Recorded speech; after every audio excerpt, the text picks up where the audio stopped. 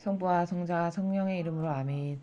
하늘을 우러러 사랑할 하느님 아버지 뜻 안에서 스승이신 예수님과 도움이신 성령님과 사랑할 성모님과 성요셉 아버지와 성미카엘 대천사와 하늘의 모든 거룩한 천사들과 성인들의 정거를 청하며 기도드립니다.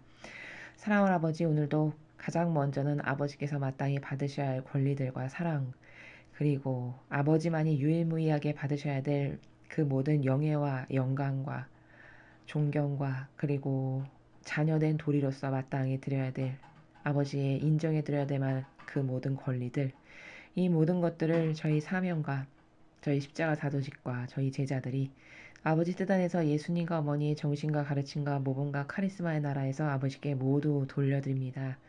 아버지 너그러이 받아주시옵소서. 그리고 오늘도 아버지께서 가르쳐주신 이 귀한 진리의 빛을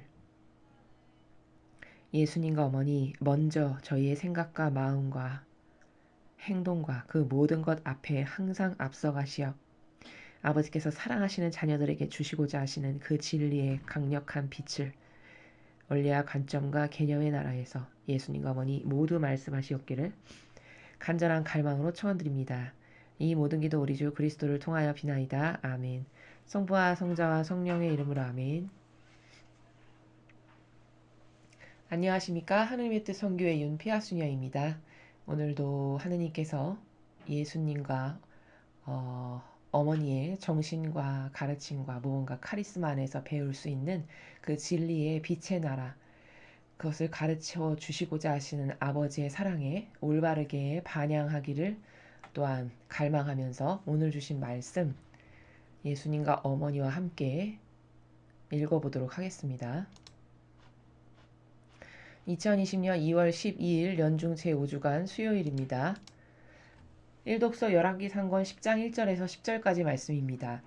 그 무렵 스바 여왕이 주님의 이름 덕분에 유명해진 솔로몬의 명성을 듣고 까다로운 문제로 그를 시험해 보려고 찾아왔다.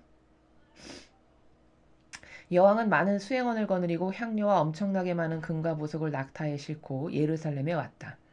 여왕은 솔로몬에게 와서 마음속에 품고 있던 것을 모두 물어보았다. 솔로몬은 여왕의 물음에 다 대답하였다. 그가 몰라서 여왕에게 답변하지 못한 것은 하나도 없었다. 스바 여왕은 솔로몬의 모든 지혜를 지켜보고 그가 지은 집을 보았다. 또 식탁에 오르는 음식과 신하들이 앉은 모습, 시종들이 시중 두는 모습과 그들의 복장, 헌작 시종들, 그리고 주님의 집에서 드리는 번제물을 보고 넋을 잃었다. 여왕이 임금에게 말하였다. 내가 임금님의 업적과 지혜에 관하여 내 나라에서 들은 소문은 과연 사실이군요. 내가 여기 오기 전까지는 그 소문을 믿지 않았는데 이제 직접 보니 내가 들은 이야기는 사실의 절반도 안 되는 것이었습니다. 임금님의 지혜와 영화는 내가 소문으로 듣던 것보다 훨씬 더 뛰어납니다. 임금님의 부하들이야말로 행복합니다. 언제나 임금님 앞에 서서 임금님의 지혜를 듣는 이 신하들이야말로 행복합니다. 주 임금님의 하느님께서 임금님의 마음에 드시어 임금님을 이스라엘의 왕자에 올려놓으셨으니 찬미 받으시길 빕니다. 주님께서는 이스라엘을 영원히 사랑하셔서 임금님을 왕으로 세워 공정과 정의를 실천하게 하셨습니다. 그러고 나서 여왕은 금 120탈렌트와 아주 많은 향료와 보석을 임금에게 주었다. 스바 여왕이 솔로몬 임금에게 준 것만큼 많은 향료는 다시 들어온 적이 없다. 주님의 말씀입니다. 하느님 감사합니다. 오늘 우리가 계속 이어서 열왕기 상권을 보고 있습니다. 오늘 지금 열왕기 상권 10장 1절에서 10절까지의 말씀을 통해서 우리가 배워야 될 진리의 나라의 관점은 이겁니다. 훌륭한 여인의 속성이 어떤 것인가? 하느님 보시기에 올바른 여인이 가지고 있는 그 스바 여왕을 통해서 여인이 가지고 있는 속성 중에 하느님 보시기에 옳은 속성이 과연 무엇인가?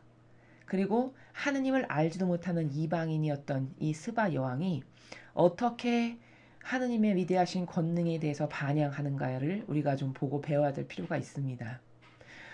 여러분, 일반적으로 여성 중에 지식을 갈망하는 여성들이 많이 있습니다. 그것은 그 그게 에너지 전환만 되면 굉장히 좋은 속성입니다. 왜냐하면 지식을 갈망하는 여인은 끊임없이 자기를 개발하려는 그 의욕이 있고 끊임없이 옳은 것을 찾고 싶어 하는 그런 열정과 욕구가 있기 때문입니다. 오늘 스바 여왕이 바로 그런 여인 중에 하나였습니다. 그러니까 이 스바 여왕은 하느님을 알지도 못하는 이방인이었고 자기가 섬기는 신이 따로 있는 그런 다른 나라의 한 나라를 다스리는 여왕이었는데 이 여왕의 정신 자세를 보세요. 이 여왕이 얼마나 옳은 곳에 옳은 것, 즉 진리, 그리고 하느님에 대한 이 지금 솔로몬을 모시는 사람들이 취하는 행동의 나라 그 몸 자태 하나까지도 거기서 느껴지는 향기를 느낄 수 있을 만큼 굉장히 섬세하고 예리하고 날카롭게 볼 줄 아는 이런 관점도 있고 게다가 지식을 갈망하는 욕구가 있다 보니까 그 에너지가 전환이 돼서 진리를 듣고 너무나도 깜짝 놀라서 감동하고 탐복해야 마지 않는 이런 훌륭한 반향을 하는 그 스바 여왕의 속성을 우리가 볼 수 있죠.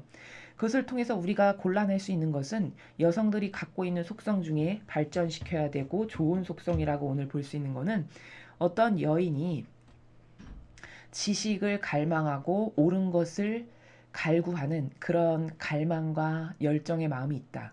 그럼 그런 여인에게는 굉장히 비전이 있습니다. 그 여인이 지식을 갈망하는 마음의 그 에너지가 하느님의 진리를 만나면 어떻게 될까요?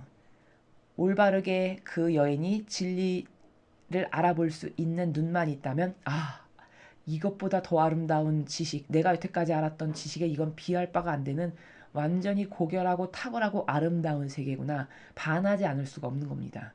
오늘 스바 여왕이 그런 사람이었습니다. 자신이 먼 나라에서 살면서 솔로몬이 얼마나 지혜롭고 정치를 잘 슬기롭게 하는 왕이었으면 소문이 먼 나라에까지 난 거죠. 그래서 그것을 듣게 된 거예요. 우연히. 그러고서는 궁금한 마음이 생겼습니다. 과연 그렇게 탁월한 지혜를 가진 왕은 어떤 왕일까? 그렇게 탁월한 지혜를 갖고 있다니까 내가 궁금한 것들을 가서 다 좀 물어보자. 이렇게 지식, 즉 옳은 것을 듣고자 하는 원의가 굉장히 컸었던 사람이죠. 그래서 그 먼 나라에서 많은 수행원을 거느리고 엄청나게 많은 예물을 다 준비해서 이 먼 나라까지 왔습니다. 그리고 모든 것을 다 물어봤는데 솔로몬이 너무나도 탁월하게 대답을 다 하는 것을 눈으로 확인한 거예요.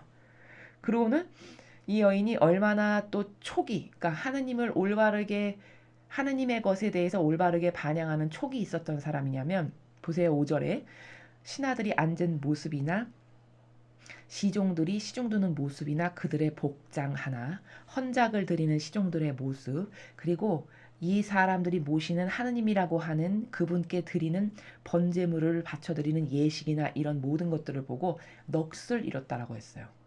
그러니까 거기서 감탄에 맞이하는 거죠. 이들이 모시는 하느님이라는 분은 이렇게 경애를 받고 이렇게 정결스럽고 정갈한 예의를 갖추면서 자신들의 신께 이렇게 공경과 사랑을 드리는구나. 정말 멋있다. 아름답다. 이렇게 옳은 것을 보고 감탄하고 탐복할 수 있을 만큼의 올바른 정신과 사고방식과 올바른 기호를 갖고 있었던 것이죠. 그래서 이 여왕이 훌륭하다라고 하는 겁니다. 그리고서는 화답도 정직하고 올바르게 할 줄 알아요. 자기도 왕인데 불구하고 솔로몬에 대해서 칭찬을 하죠. 내가 여기 오기 전에 임금에 대해서 소문을 참 많이 들었는데 그거를 다 믿지는 않았는데 내가 오늘 여기 와서 보니까 제가 들었던 것보다 훨씬 더 뛰어나군요. 과연 임금님의 지혜는 훌륭합니다. 이렇게 옳은 것을 또 옳다라고 인정하고 칭찬을 할 수 있는 그런 정직성까지도 있죠. 그리고서는 8절에 반향하기를 이 여인이 진짜 참 축복받은, 하나님은 모르지만 속성적으로 봤을 때 축복받은 여인이라고 할 만한 게 임금님의 지혜를 듣는 신하들이 정말 행복한 사람입니다. 이렇게 이야기합니다. 그러니까 그 진리의 나라 안에 숨겨져 있는 하느님의 지식에 탐복한 거예요. 진리의 나라 안에 솔로몬이 말하는 그 자신이 무엇을 물어봤을 때 솔로몬이 답변하는 그 나라를 통해서 이 사람들이 모시는 신인 하느님이라는 분, 그분이 주시는 이 지혜, 이 진리의 나라는 정말 대단한 나라구나라고 옳게 반영하고 거기에 감탄을 하지 않았던 거죠. 그래서 신하들이 참 부러운 사람들이다. 임금님의 지혜를 맨날 듣는 이 신하들이야말로 정말 행복한 사람이다. 이렇게까지 감탄을 합니다. 그리고는 자기가 갖고 왔던 예물, 이 임금에게 찾아오면서 솔로몬에게 뭐 여러 가지를 물으려고 처음에 가져왔잖아요. 그러면서 예물로 좀 주려고 가져왔던 엄청나게 많은 금과 향료, 보석을 다 솔로몬에게 주고 그리고 떠나는 이런 모습을 오늘 볼 수 있는데, 우리가 여기서 알아야 될 것은 옳은 것을 갈망하는 이 자세가 굉장히 중요하고 좋은 속성이라는 겁니다. 특히 여성분들 중에 굉장히 지적인 것을 좋아하는 여성분들이 많이 계세요. 그런 분들은 앞으로 어떤 에너지 전환을 해서 비전을 어떻게 가지시면 좋으냐면, 여기 이 스바 여왕처럼 단순히 지금 만약에 여러분이 진리를 몰라서 인간적인 지식, 어떤 철학이나 사상이나 혹은 누가 이 세상에서 유명한 그런 성각자로서 어떤 것을 남겼대 라고 해서 그런 지적 욕구가 당겨서 그런 것을 열심히 탐구했던 이전의 생활 방식이 있다면, 그런 지적인 것을 갈망하는 여성들은 앞으로 어떻게 그 에너지가 완전히 전환돼야 되냐면, 오늘 이 스바 여왕처럼 여러분이 좋아했던 철학이나 세상의 훌륭한 현인이 말했다라고 하는 것에 감복했던 그 나라의 에너지를 이제 완전히 주님의 진리를 배우고 공부함으로써 그 주님의 진리가 얼마나 완벽하시고 모든 인간이 상상할 수 없는 차원의 세계의 그 아름다움과 올바름과 그리고 모든 해결책, 모든 답이 거기에 다 있다라는 것을 여러분이 진리를 공부하심으로써 발견해서 그 에너지를 이제 진리를 사랑하는 에너지로 완전히 전환해야 된다라는 겁니다. 그럴 때만이 그 여인에게 희망이 있습니다. 오늘 스바 여왕은 그걸 한 거예요.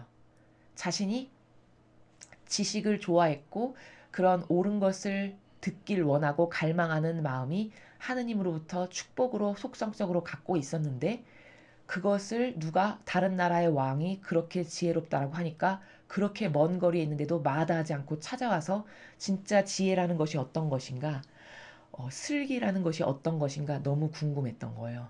그래서 그 열정이 와서 진리를 딱 들어보니까 탐복해하지 않을 수 없었던 거죠.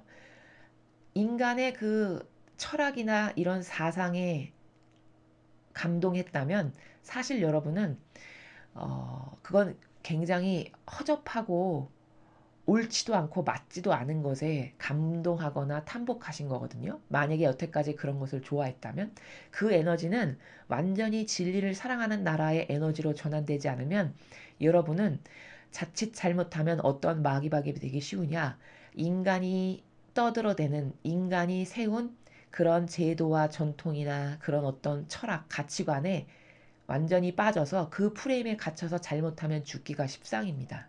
그러니까 자신에게 어떤 이런 진리라든지 어떤 지식을, 어떤 옳은 것을 듣기를 갈망하는 열정이 있다면 그 열정은 오늘부터 어떤 나라로 에너지가 완벽하게 전환돼야 되냐면, 주님의 진리를 듣고 그 진리 안에 숨어져 있는 원리가 뭔가, 이 말씀을 통해서 아버지께서 깨닫게 하시는 나라가 무엇인가, 이것을 탐구하는 나라로 에너지가 전환되지 않고, 만약에 그 인간적인 철학이나 무슨 주의에 탐복해서 거기에 그냥 머무르게 되면 여러분은 그 인간이 씌워놓은 프레임 안에 갇혀서 죽게 된다라는 사실을 명심하셔야 됩니다.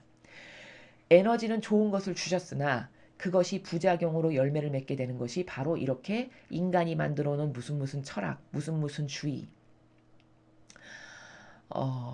하버드에서 마이클 샌델이 강의하는 정의론, 이런 것이 좋아가지고 거기에 필꽂혀서 내 정서나 기호와 어떤 게 하나가 맞아떨어져서 저 사람 진짜 훌륭하다, 진짜 똑똑하다, 저 사람이 말하는 세계가 정말 완벽해, 이렇게 해서 거기서 빠져나오지 못하고 이 에너지가 신적인 것으로 전환이 못 되면 여러분은 오늘 스바 여왕이 바라봤던 그 진리의 나라를 절대로 바라볼 수가 없습니다.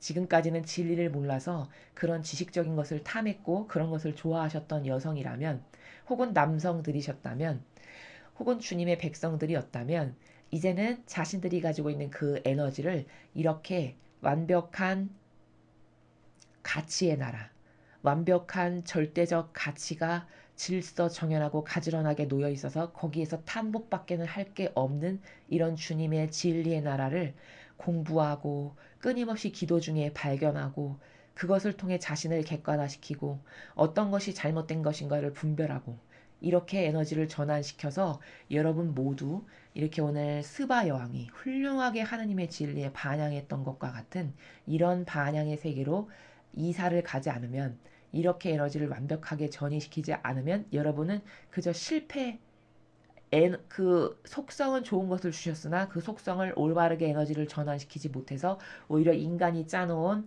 철학이라는 프레임에 자신을 갇혀서 죽게 되는 이런 비참한 영혼으로 남게 될 가능성이 있으니, 이제는 그 부족함이라고는 없는 아버지가 주시는 진리의 참된 그 지식의 나라에서 여러분이 맛들이시기를 바랍니다.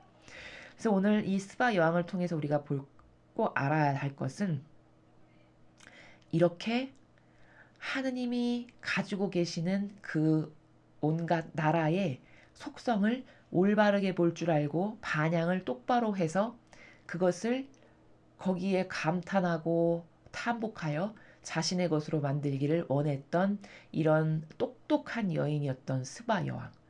이 여왕을 통해서 나를 비교해 봐야 됩니다. 나는 하느님의 진리의 나라를 지금 이렇게 이 여왕이 감탄하고 감동하는 나라로 똑바로 알아듣고 있고 올바르게 반영하고 있는가? 나의 가치 기준은 이 지상에서 과연 어떤 것이 가장 옳다라고 믿고 따르고 있는가? 이렇게 스바 여왕처럼 옳은 것을 옳다라고 믿고 따라서 거기에 올바르게 반영함으로써 자신이 믿지도 않는 신인데 그 신을 찬미하고 찬양하잖아요. 그렇죠? 그 신께 공경드리는 모습을 보고 너무너무 감탄에 마지 않고 황홀하다라고 막 느낄 만큼 여기서 하느님에 대해서 인정을 하잖아요. 얼마나 탁월하게 훌륭한 여인입니까? 얼마나 똑똑한 여인입니까? 이런 여인이 가지고 있는 속성을 나의 것으로 만들 줄 알아야 된다는 거죠. 성경에는 이런 스바 여왕 말고도 훌륭하고 굉장히 올바르고 좋은 속성과 근성으로 예수님께 감탄의 그런 축복의 말씀을 들었던 여인들이 몇몇 있었습니다. 마리아 막달레나를 보십시오. 그 여인이 사람 눈으로 봤을 땐 창녀였을지 모르겠으나 그것은 그저 불과 형상에 지나지 않은 것이고, 또 그 여인이 주님의 진리를 만나기 이전에 살았던 하나의 생활 방식입니다. 마리아 막달레나는 예수님을 만나고 난 다음부터는 완전히 달라졌던 여인이에요. 그 전에는 자신이 진리도 모르고 삶에 살아갈 수 있는 수단과 방법이 자신이 할 수 있는 거는 고작 그것밖에 없어서 어둠의 악의 세력에 갇혀가지고 그런 창녀일이나 하는 여인에 불과했지만, 그 여인이 갖고 있던 근성과 속성은 훌륭한 게 분명히 내재적으로 있었다는 것을 예수님을 만나고 나서 빛을 발하게 됩니다. 그러니까 그 여인도 마찬가지로 예수님을 만나기 이전엔 본연의 자기를 찾지 못했던 거죠. 근데 예수님을 딱 만나고 나니까 본연의 자기의 그 올바르고 좋은 속성이, 근성이 열매를 맺어서 꽃을 피는데, 어떻게 열매를 맺어서 꽃을 피느냐? 예수님이 돌아가셔가지고 무덤에 묻히셨는데 가장 먼저 잠도 안 자고 새벽에 달려온 첫 번째로 예수님을 만났던 사람이 12제자가 아니라 마리아 막달레나였습니다. 왜 마리아 막달레나를 예수님이 가장 먼저 만나주셨을까? 그 여인이 그렇게 사랑 앞에 진실했던 여인인 거예요. 돌아가신 예수님을 너무나 가슴 아프고 잊지를 못해서 밤새도록 전전긍긍하며 슬퍼하다가 잠 한숨 못 자고 무덤으로 달려온 거죠. 근데 무덤을 딱 왔는데 예수님이 안 계신 거죠. 거기서 너무 놀래죠. 그래서 막 문지기인 줄 알고 예수님이 이미 나타나셨는데 부활하셔서 저희 선생님 어디 가셨냐? 제가 모셔갈 테니까 제발 알려달라. 막 울죠. 그러니까 그때서야 예수님께서 나다. 이렇게 얘기하시죠. 라쁘니 하면서 너무 기뻐합니다. 이게 뭘까? 다른 12제자들은 오히려 예수님을 더 가까이서 모시고 뵙고 함께 생활까지 했고 배움까지 받았는데, 마리아 막달레는 그렇게까지도 예수님하고 가까이 지내지도 못했던 여인이잖아요. 그런데 그 딱 한 번 자신을 돌로 쳐서 죽이려고 하던 군중 가운데에서 살려주셨던 예수님의 그 진실된 사랑에 어떻게 그 여인이 보답하는지 보십시오. 어떻게 화답하고 응답하는지. 그 진실된 사랑 하나를 절대 잊지 않고 마음에 새겨서 예수님께 대한 신의를 지키는 거죠. 그 진실된 마음을 간직하고 변절하지 않는 거죠. 그러니까 모두가 다 잠에 골아 떨어져서 잠잘 때 이 여인은 잠도 못 자고 밤새도록 달려서 무덤에 가장 먼저 달려온 거예요. 그러니까 그런 갈망과 그 뜨거운 열정과 사랑의 마음이 있으니 사람이 얼마나 진실한 겁니까? 이러니까 예수님이 가장 먼저 만나주시기에 합당해서 그 여인을 가장 먼저 만나주신 거예요. 그 속성이 올바르니까. 그래서 가장 먼저 뵈어 부활하신 예수님을. 엄청난 영광이죠. 자, 이 여인도 보십시오. 올바른 속성, 올바른 근성이라는 것은 정말 중요한 겁니다. 한 사람의 영혼이 빛이 되냐 똥이 되느냐는 올바른 근성을 갈고 닦아서 이 근성, 나에게 축복으로 주신 속성을 빛이 되게 해서 신적인 것으로 전환시키느냐, 아니면 그냥 똥쓰레기와 같은 인간적인 것에 섞여서 길바닥에 쓰레기로 버리게 하느냐. 이 두 가지의 기로에 놓여 있는 거거든요. 그 두 가지의 기로에 놓여 있는데 하느님께 반향할 줄 알고 옳은 것을 좋아하고 진실한 마음이 있고 솔직담백한 정직한 마음이 있는 사람은 항상 신적인 것으로 반향을 잘합니다.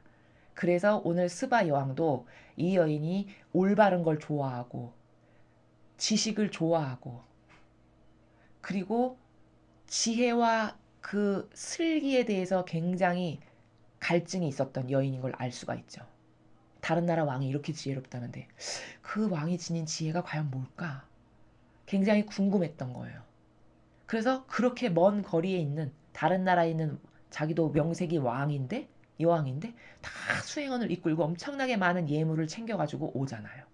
굉장히 훌륭한 똑똑한 근성을 갖춘 여인이죠. 마리아 막달레나도 마찬가지죠. 겉으로 보이는 인간적인 모습은 창녀고 더러운 여자라고 해서 다 사람 취급도 안 하고 돌멩이를 던질 망정 그 여인이 가지고 있던 내재적 속성 그게 바로 자기의 본연의 자기인데 예수님을 만났던 그 단 한 번의 사건으로 그 여인은 본연의 자기를 완전히 찾았어요. 그래서 그 이후로부터는 올바른 반향을 하고 살아갑니다. 그러니까 올바른 반향을 할 수 있는 본연의 자기를 찾았으니까 무덤에 가장 먼저 달려가는 에너지가 나오는 거예요. 그 여인이 가지고 있는 진실된 마음의 에너지가 겉으로 표출이 되는 거죠. 그래서 가장 먼저 만나주셨다. 이 여인이 얼마나 진실했던가. 사랑 앞에. 그리고 얼마나 신의를 지키는 신이 성실한 마음의 자세가 있었는가. 예수님께.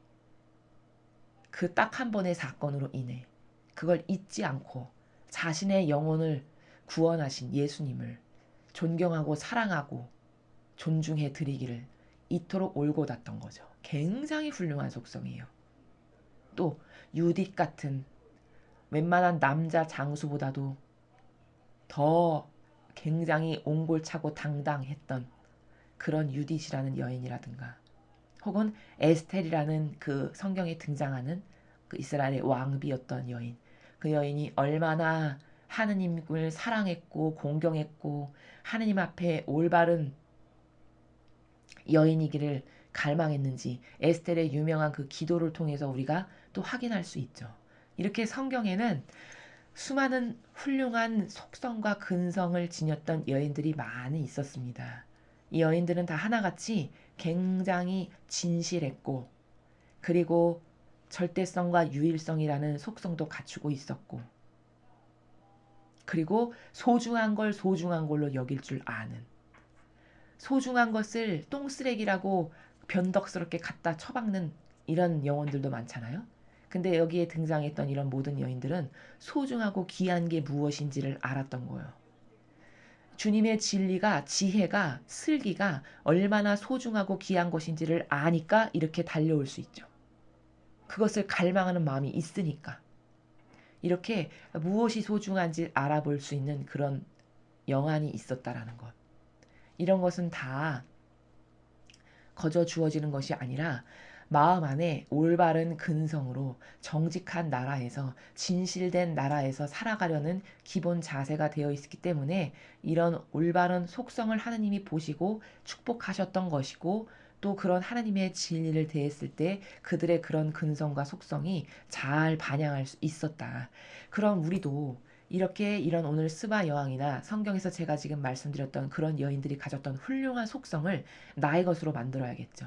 그것 아닌 이것에 반하는 모든 것들은 다 싹 쓸어버리고 사고방식 안에서 뿌리째 캐내 없애버리고 오늘부터는 주님의 진리를 이렇게 열렬히 사랑하는 마음의 정신, 또 마리아 막달레나가 그렇게 한번 자신을 받아들이고 자신에게 진정한 사랑을 주셨던 분에 대해서 끝까지 진실하고 신실했었던 이런 정말 변절되지 않는 아름다운 향기가 나오는 이런 마음이라든지 하느님을 경외하는 속성이라든지 이런 모든 것이 하느님 보시기에 얼마나 아름다운지 또 예수님과 어머니께서 그것을 축복하시기에 합당하다고 여기실 만한 이런 속성들이라는 것. 그래서 성경은 이런 여인들을 통해서 감히 남자도 할 수 없는 일을 이런 여인들을 통해서 많이 이루시는 아버지의 뜻을 우리가 볼 수 있죠. 그래서 우리도 이렇게 훌륭한 근성과 속성을 나의 것으로 만들어야 되겠다. 이런 여인들이 가지고 있는 아름다운 향기의 나라를 나의 것으로 만들어야 되겠다라는 다짐과 의지를 가지고 오늘부터 당장 그 사고방식이 저의 것이 되게 해주십사 기도 드리는 가운데 모든 것을 다 신적인 것으로 에너지를 전환시키는 여러분이 되셨으면 좋겠습니다. 다음으로 복음을 보시겠습니다. 마르코복음 7장 14절에서 23절까지의 말씀입니다. 주님 영광 받으소서. 그때 예수님께서 군중을 가까이 불러 그들에게 말씀하셨다. 너희는 모두 내 말을 듣고 깨달아라. 사람 밖에서 몸 안으로 들어가 그를 더럽힐 수 있는 것은 하나도 없다. 오히려 사람에게서 나오는 것이 그를 더럽힌다. 예수님께서 군중을 떠나 집에 들어가시자 제자들이 그 비유의 뜻을 물었다. 예수님께서 그들에게 대답하셨다. 너희도 그토록 깨닫지 못하느냐? 밖에서 사람 안으로 들어가는 것은 무엇이든 그를 더럽힐 수 없다는 것을 알아듣지 못하느냐? 그것이 마음속으로 들어가지 않고 뱃속으로 들어갔다가 뒷간으로 나가기 때문이다. 예수님께서는 이렇게 모든 음식이 깨끗하다고 밝히신 것이다. 또 이어서 말씀하셨다. 사람에게서 나오는 것, 그것이 사람을 더럽힌다. 안에서 곧 사람의 마음에서 나쁜 생각들, 불륜, 도둑질, 살인, 간음, 탐욕, 악의, 사기, 방탕, 시기, 중상, 교만, 어리석음이 나온다. 이런 악한 것들이 모두 안에서 나와 사람을 더럽힌다. 주님의 말씀입니다. 그리스도님 찬미합니다.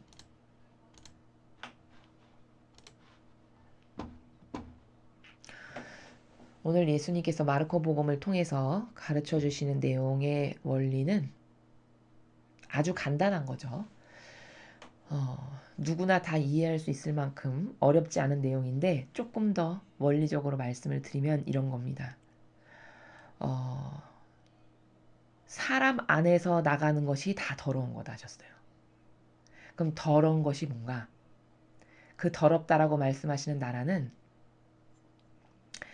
악이 차지하고 있는, 악이 작용하는 그것을 더럽다라고 말씀하신 거거든요. 그러니까 뭘까? 사람 안에서 나가는 것 중에서 더러운 것은 진리가 아닌 하느님의 뜻, 신적인 질서, 진리, 이것이 아닌 사람의 안에서 즉 사고방식이나 마음 안에서 밖으로 나가는 것은 다 더럽고 역겨운 거다. 이 말씀이죠. 진리만이 유일무이하게 깨끗하고 영원 불멸의 절대성으로 완벽하게 옳은 것이다. 그것 말고 사람 안에 마음과 생각 안에서 나가는 그 밖에 다른 모든 것들은 다 역겹고 더러운 것이다. 이 말씀이잖아요. 그럼 도대체 그게 왜 역겹고 더러운 것인가 알아야 되겠죠. 자, 진리가 아닌 나의 사고방식과 마음에서 나가는 것은 다 뭘까요? 내가 옳다라고 믿고 따르고 주장하는 것들이죠. 진리가 아닌데도 불구하고 그럼 다 뭐죠? 나의 자아에서 나온 거죠. 예를 들면 내가 인간적으로 생각했을 때 맞다고 옳다라고 생각하는 선. 그쵸? 또 내가 내 기호와 경향이 이건 좋은 거야, 이건 나쁜 거야 라고 설정한 그런 좋고 나쁨의 그런 기준들. 이것도 다 진리가 아니죠. 또 내가 어떤 아리스토텔레스의 무슨 철학 하나를 정말 맞다, 맞는 말이다, 너무 좋다 이렇게 딱 받아들였어요. 그럼 이거는 인간에게서 나온 거니까 다 누룩과 역경이 다 들어가 있는 거잖아요. 그런데 그것도 모르고 좋다라고 내 기와 맞아들여서 받아들였어요. 그럼 나는 그때부터 그것을 굉장히 절대적인 나의 선의 가치로 여기겠죠. 그리고선 남에게 그것을 이야기하거나 전달하거나 남에게 그 사상으로 영향력을 끼치잖아요. 이게 다 뭐냐? 이게 다 악한 마귀라는 거예요. 더럽다고 말씀하신 거. 그럼 왜 더러운 거냐? 자, 내가 어떤 사상 하나를 정말 옳다고 좋다고 맞다고 생각해서 받아들였어요. 아리스토텔레스의 중용을 좋다라고 받아들였어. 그럼 나는 그게 굉장히 선하고 좋은 것으로 계속 믿고 살아가요. 주님의 진리가 엄연히 있는데도 불구하고. 그리고서는 내가 이게 맞다라고 생각하는 그 나의 사고방식과 내 기호와 경향을 남에게도 얘기하겠죠. 그리고 때로는 강요도 할 것이고. 이게 맞는 거잖아. 그렇지 않아? 누구 유명한 이런 철학자가 말한 거야. 이렇게. 자, 그럼 뭘까? 남의 사고방식 안에 주님의 진리가 아닌 것을 내가 퍼뜨리고 전하는 거잖아요. 그럼 이 말을 듣는 상대방이 만약에 나랑 기호가 비슷하다. 그럼 그도 이것을 자기 것으로 받아들여서 또 그의 마음에 가질 거고 사고방식 안에 스며드는 것. 사고방식 안에 집어넣겠죠. 그 이론을. 그럼 그때부터 어떻게 된 거냐? 악이, 즉 더러운 것이 그 영혼 안에도 들어간 거예요. 진리만이 유일한 시공을 초월한 가치 불변의 완벽한 것인데 그것이 아닌 인간이 만들어 놓은 어떤 철학, 제도, 전통, 인간의 뜻이 만든 선 이런 것을 받아들였으니 악을 받아들인 거지 뭡니까? 진리가 아닌 모든 것은 다 악이잖아요. 인간이 깨닫지 못했을 뿐이지 완벽하지 않은 인간이 만들어 놓은 모든 철학이라든가 무슨 주의, 무슨 상대주의, 무슨 주의 그리고 뭐 사변적인 지식의 나라, 사변적 논리의 나라 이런 거 다 교묘한 인간의 뜻이 조금씩 다 누룩처럼 들어가 있는 것들이거든요. 그걸 모르고 받아들이는 거예요. 덤벙덤벙. 그럼 어떻게 될까? 그 받아들인 걸로 나도 그때부터 사고하고 말하고 생각하고 나의 경향도 그걸로 길이 날 거고 그것을 중심으로 맞다 틀리다 판단하고 판단 내리고 단죄할 것이기 때문에 난 이제부터 악이 내 안에 들어와서 그 악의 사고방식과 마음의 나라를 갖게 돼서 그때부터 내 몸 안에 들어온 게 들어오게 된 거라는 거죠. 하루 오늘 말씀하시는 게 그겁니다. 그리고서는 그때부터 나도 누가 도리 엄청 옳다 똑똑하다 해서 그것을 하나 말했는데 너무 맞았어 내 기호에. 아 그렇구나 진짜 맞다 옳다 해서 받아들였어요. 그럼 나는 그때부터 어떤 프레임 안에 갇혀 사는 영혼이 되는 거냐. 도울이라는 사람이 짜놓은 가치관의 프레임이 있을 거 아니에요. 무슨 철학 무슨 철학 누구누구의 말 공자왈 맹자왈 뭐뭐뭐뭐뭐 그럼 그 프레임 안에 내 영혼을 내가 내 자유의지가 그걸 받아들임으로써 갇힌 거예요. 그리고선 그 프레임 안에서 그날부터 사는 거죠. 그리고는 진리는 거부하고. 그러니까 뭘까? 내 몸 안에 내 사고방식과 마음 안에 더럽고 역겨운 인간적인 그 논리가 들어와서 나를 차지한 거죠. 나를 지배한 거죠. 자, 이렇게 되면 이게 왜 더럽다고 하시고 이게 왜 나쁘다고 하신 거냐? 자, 여러분. 오히려 사람의 몸 밖에서 들어가는 것은 더럽히지 않는다 하셨어요. 여기 15절에. 사람 밖에서 몸 안으로 들어가. 먹는 것들. 뭐 이렇게 들어가는. 설사 그게 돌멩이라 하더라도 내 영혼을 죽이진 않죠. 몸 밖에서 내 몸 안으로 들어가는 것은.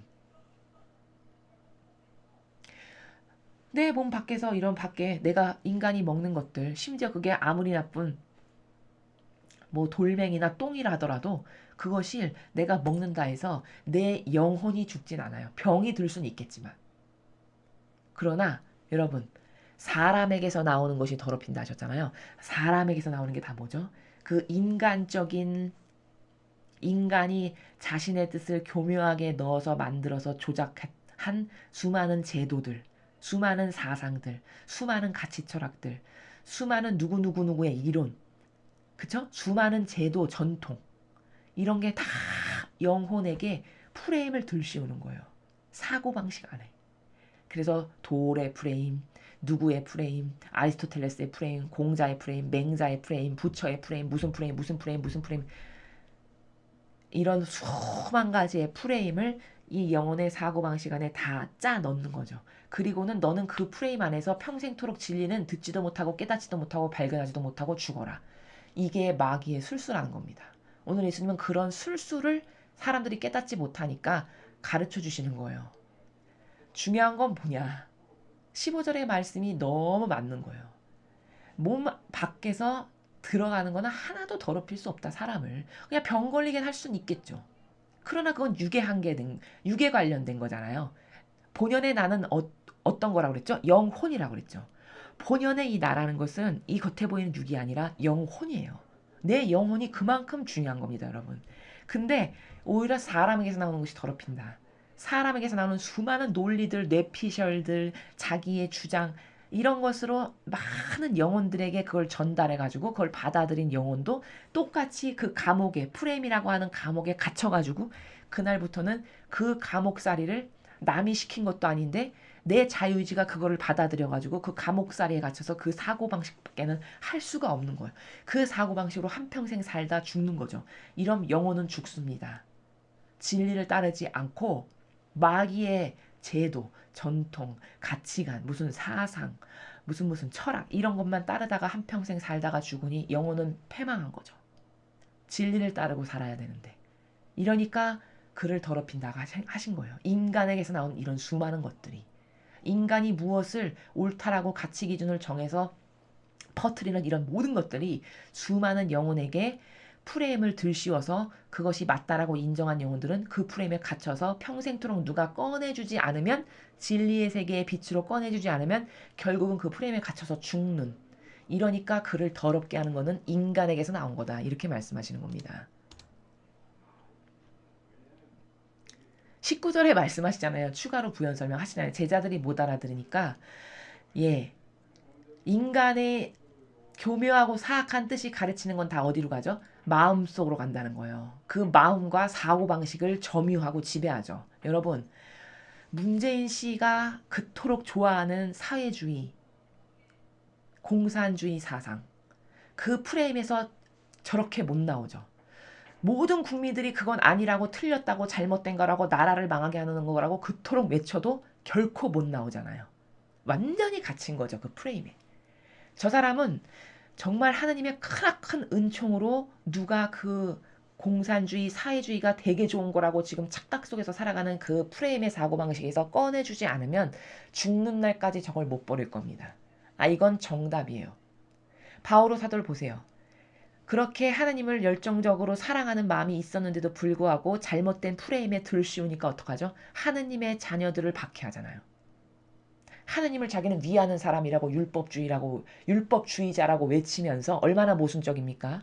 하느님을 그렇게 사랑하는 사람이라고, 자기는 철저한 율법주의자라고 외치면서 동시에 무슨 일을 했었죠? 마귀에게 들씌웠을 때 하느님의 자녀들을 박해하고 죽이는 일에 누구보다도 솔선서서 앞장섰던 사람이에요. 그럼 이게 뭘까? 그 바오로 사도가 하나님을 사랑하는 방법에 대해서 오해가 있었던 거죠. 그 율법이라는 프레임 안에 갇혀가지고 사고방식과 정신과 마음이 그 프레임에 갇혀서 악이 그 영혼을 지배했을 때는, 야, 너는 이렇게, 쟤네들은 하나님을 사랑하는 애들이 아니야. 잘못된 거야. 쟤네들은 지금 하나님을 더 모욕하고 있어. 오히려 이렇게 생각하게끔 정신착란을 일으키게 해가지고 오히려 하나님을 사랑하는 그 성도들을 박해하고 죽여버렸잖아요. 이렇게 무서운 거예요, 프레임이. 근데 특별한 은총으로 하나님이 바오로 사도를 치셨죠. 눈에 눈꺼풀을, 껍데기를 살짝 가리게 하셔가지고 치시고선 다마스커스로 가실 때 왜 나를 박해하느냐. 아주 특별한 은총으로 건져주신 거죠. 그리고 나서 그 우여곡절을 겪은 끝에 눈꺼풀이 딱 떨어지고 나니까 이제서야 진리의 빛의 세상이 보이는 거예요. 바오로 사도가. 이게 아니구나. 이게 잘못됐구나. 내가 오해와 부작용이 있었구나. 이거를 그때서야 깨달은 거예요. 율법이 얼마나 영혼을 가두는 건지를 자기가 그때서야 하느님의 크신 은총으로 깨달은 거죠. 그러니까 성경에서 고백하잖아요. 바오로 서간에서. 나는 사자의 그 입에서, 사자의 굴에서 탈출한 사람이라고. 그게 뭐냐? 자신이 철저한 율법을 지키면 하느님을 진짜 사랑하는 거라고 과거에는 착각하고 살았던 그 프레임에 완전히 들씌워져 가지고 그거면 하느님을 진짜로 사랑하는 거라고 진짜 믿었던 거예요. 그 영혼이. 그게 프레임입니다, 여러분. 그 영혼을 가둔 거죠. 왜? 누가? 바리새인 율법학자들이. 과거로부터 그가 따라왔던 전통과 제도가 이렇게 무서운, 그게 정말 옳다라고 생각해서 그 전통을 잘 지키면 나는 하나님을 사랑하는 사람이라고 인정받고 흠결이 없다라고 생각했었어요. 그러니까 그 프레임 안에서 살았던 거거든요. 그게 잘못된 거라면 절대 거기서 살지 않았겠죠. 그러니까 본인은 그게 정말이라고 믿었던 거죠. 근데 하느님이 그 영혼을 주님의 일꾼으로 쓰시려고 하다 보니 아주 특별한 큰 은총으로 그 영혼의 잘못된 사고방식을 후려치신 거죠. 다마스커스로 가는 길에. 그리고서는 그 가리웠던 눈꺼풀이 완전히 떨어지고 나니까 이제서야 올바른 진리의 빛이 들어가서 영혼에게 그 프레임을 완전히 다 산산조각 내고 부숴버리고서는 그때서야 고백하기를 나는 사자의 입에서 탈출했다라고 이렇게 자기 자신에 대해서 정직하게 이야기를 하는 겁니다. 그 사자의 입에서 탈출됐다는 게 바리새인 율법학자들이 만들어낸 제도와 전통에서 나는 구출된 사람이다라고 스스로 고백하는 거예요. 이렇게 프레임이 무서운 겁니다. 이 문재인 씨가 그래서 누가 건져주지 않으면 저렇게 바오로 사도 같은 엄청난 은총으로 누가 거기서 꺼내주지 않으면 그 프레임이라는 것은 웬만해서는 진짜 하느님의 은총이 엄청나게 있지 않고서는 스스로는 절대로 깨부술 수가 없는, 왜? 자기는 그걸 정말 맞다라고 생각하니까. 맞다라고 생각하고 한평생 살기 때문에 절대로 그 프레임에서 스스로 나올 방법은 거의 불가능하다. 바오로 사도의 케이스가 아주 그런 예외적 경우가 아닌 다음에는 이런 게 답입니다. 성경에 나온. 그러니까 얼마나 프레임이 무서운 건지 아시겠죠. 로마 가톨릭의 수많은 신자들이 왜 이 교회가 잘못됐다라는 걸 이토록 깨닫질 못하는가. 그들이 수천 년 동안, 지금 예수님이 다녀가시니까 2000년이 넘었잖아요. 2000년이 뭐야. 바리새인 율법학자들은 그 이전에도 있었으니 2000여 년도 넘게 그들이 만들어 놓은 인간의 뜻이 조작하여 만든, 근데 하나님을 위한 것처럼 겉포장은 기똥차게 잘하는 교묘하고 유려한 마귀로 완전히 둔갑해서 하나님을 위하는 것 같은 처신은 아주 그냥 더할 나위 없이 잘해서 모든 일을 속이는, 그래서 제도와 전통을 잘 지키면 하나님을 잘 섬기는 거라고 착각하게끔 2000년 넘도록 교육한 거랑 같은 거예요. 성도들에게. 그러니 이게 얼마나 무서운 프레임입니까? 바오로 사도와 똑같은 프레임에 들씌워진 거죠. 나는 이렇게 행사 열심히 하고 이 교회에서 하라는 것 열심히 잘 지키면 난 훌륭한 신자야. 아니 왜 날 순종하는 마음으로 하나님을 사랑하는 마음으로 했는데 왜 그게 잘못된 거지? 혹은 예수님의 가르침과 뭔가 카리스마와 완전히 다른 이 교회에 자원한 봉사자들이 수두룩한데도 그게 잘못됐다라고 볼 수 있는 관점조차도 없잖아요. 이게 다 뭘까? 그 악의 프레임에 완전히 들씌워져 있다는 거죠. 이게 뭘까? 바리새인 율법학자들이 진리를 가르친 게 아니라 인간에게서 나온 이 더러운 것들을 수천 년을 가르친 거죠. 오늘 예수님께서 말씀하신 인간에게서 나온 게 다 더럽다. 밖에서 인간의 몸속으로 들어가는 게 더러운 게 아니라 인간에게서 나간 것이 다 더럽다. 즉 바리새인 율법학자라는 그 인간이 하느님의 뜻, 진리, 예수님의 가르침과 모범을 전하지 않고 자기 것을 수천 년 동안 지금 가르쳐서 그 인간에게 나온 더러운 것이 수많은 성도들에게 수천 년을 두고 지금 뿌리를 내리고 너무나도 뼈와 골수에 사무칠 만큼 뿌리 박혀서 이 성도들이 이렇게 변질된 이 교회의 현실을 보고도 크게 이상하다고 느끼지 못할 만큼 이렇게 중독성이 세고 무서운 거라는 거죠. 그래서 19절에도 얘기하시죠. 그런 거는 마음속으로 안 들어가고 네가 뭘 먹었어. 잘못된 더럽고 역겨운 걸 먹었어. 그래도 뱃속으로 들어갔다가 그게 뒷간으로 나가지 네 영혼을 죽이진 않는다는 거예요. 근데 인간의 마음에서 나간 거는, 인간에게서 나온 거는 너의 사고방식과 마음을 점령해서 너에게 하느님의 뜻 진리가 아닌 인간적인 뜻이라고 하는 프레임과 제도와 전통을 들씌워가지고 너의 사고방식과 마음이 그것이 진짜 맞다라고 거기다 동조하기 때문에 더더욱 안 나갈 거 아니에요. 동조하니까 이게 진짜 맞아. 이렇게 생각하면 한평생 자기 걸로 갖고 살 거 아니에요. 이러니까 절대로 진리의 빛이 들어가지 못할 만큼 철옹성의 감옥보다 더 무서운 게 눈에 보이지 않는 이런 인간의 뜻이 만든 프레임이라니까요. 얼마나 무서운 건지 모릅니다. 이래서 인간에게서 나간 것이 그토록 더럽다라고 더럽힌다라고 말씀하신 거예요. 사람에게서 나오는 것 그것이 사람을 더럽힌다. 또 말씀하시죠. 20절에. 반복해서 강조하시죠. 엄청 중요한 거거든요. 안에서 곧 사람의 마음에서 나쁜 생각들, 불륜, 도둑질, 살인 이거는 이 시대에 사람들이 빠졌던 인간적인 악한 나라들만 지금 일부를 언급하신 거예요. 지금은 2000년이 지났잖아요. 이 시대 사람들에게 가장 사람의 마음에서 나가서 이 시대 사람을 병들게 했던 것들은 요런 것들이었던 거죠. 근데 여러분 지금은 이것보다 더 교묘하고 사악하죠. 이 시대 사람들은 이렇게 문물이 발달하거나 이렇지 않아서 그나마 순수성이 좀 있었던 시대의 사람들이라고 볼 수 있죠. 그러니까 기껏해야 뭐 인간이 저지를 수 있는 것들 있잖아요. 도덕과 윤리적 관점에서 불륜이나 뭐 남을 나쁘게 하는 도둑질, 살인, 간음. 물론 이게 좋다라는 게 아니라 이런 거였는데 지금은 이것보다 수억 배, 수십 배, 수천 배, 수만 배 더 교묘하죠. 왜냐? 이때의 교묘함보다 지금의 로마 가톨릭의 교묘함은 그들이 만든 제도와 전통만을 봐도 그때는 610세기에 율법을 만드는데 지금 무려 1700여 개가 넘는 조문이 있어요. 조문을 많이 만든다는 건 뭘까? 더 강력한 프레임으로 영혼을 옴싹달싹 못하게 가두겠다라는 사악한 인간의 의지거든요. 그러나 사람이 그걸 못 볼 뿐인 거거든요. 그럼 도대체 몇 배가 더 사악하고 교묘해진 겁니까? 대략 잡아도 서너 배. 그러나 그거는 그냥 산술적인 데이터일 뿐이고 사실적으로 제가 느끼기에는 수십 배, 수백 배, 수천 배의 만큼이나 교묘하고 사악하기가 이를 데 없다라고 보이는 겁니다. 진리를 배우면.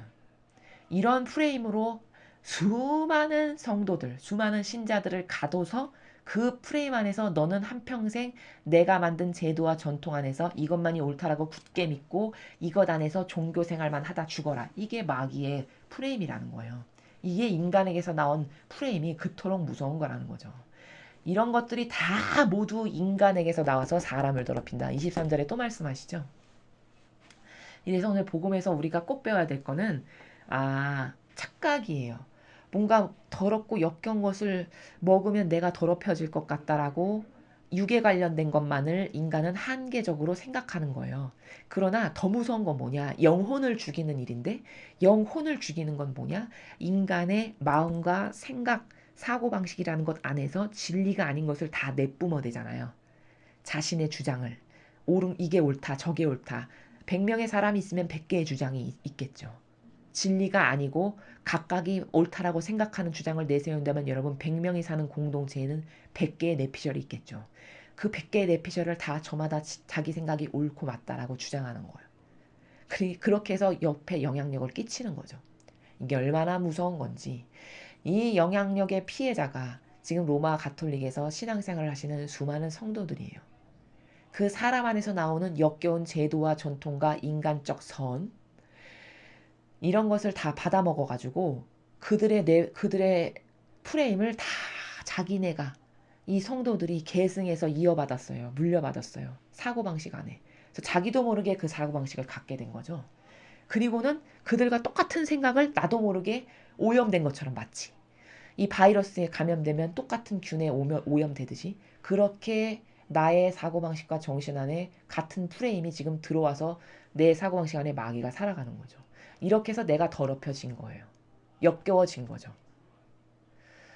그래서 따라야 될 것은 무엇인가? 도대체가 옳은 것은 무엇인가라는 오늘 이 스바의 여왕을 보세요. 옳은 것이 무엇인가를 갈구하잖아요. 어떤 게 맞는 것인가? 어떤 게 올바른 것인가? 어떤 게 지혜인가? 슬기인가? 이런 것을 갈구하죠. 이런 것이 이 시대에 살아가는 사람에게 너무 부족해요. 옳은 것을 찾아봐야 되겠다, 좀. 정직한 것을 좀 찾아봐야 되겠다. 바른 것을 찾아서 내 것으로 좀 만들어 봐야 되겠다. 이런 사고방식의 절대성이 너무 다 희석되고 없어진 거죠. 이게 진짜 안타까운 현실인 겁니다.